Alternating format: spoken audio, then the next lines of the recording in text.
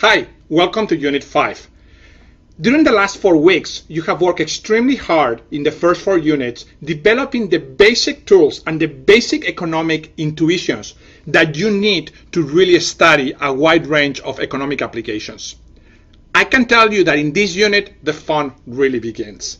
Now we're going to put all of these tools to work to study a wide range of applications of interest. In this unit and in next unit, we're going to start by looking at the extent to which competitive markets are able to produce good allocations and what are the key assumptions or the key characteristics of the markets that allow them to produce these good allocations.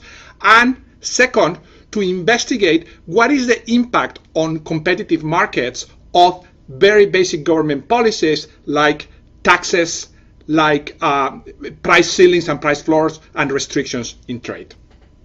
I cannot emphasize enough to you how extremely important this material is. Most of you are citizens of democracies in which you will have every few years to cast a vote for a representative government that will determine which policies get enacted. Those governments are going to have to make decisions on tax policy, on industrial regulation, on consumer protection.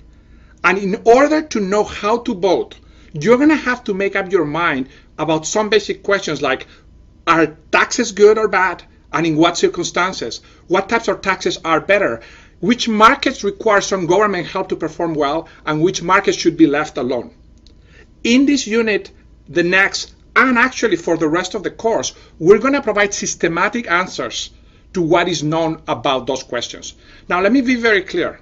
I will not tell you whether you should be a Republican or a Democrat, a leftist or a right wing. Those are answers that you need to decide by yourself.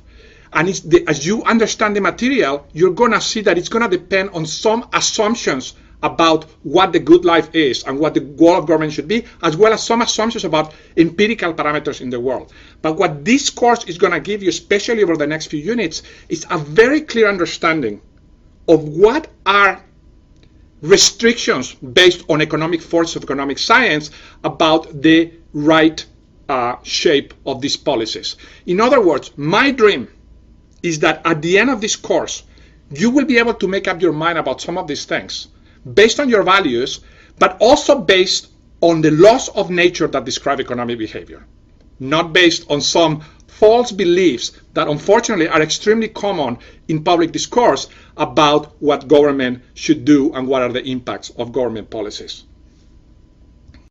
We're going to be investigating what is the role of government intervention and the effect of government intervention for the rest of the course.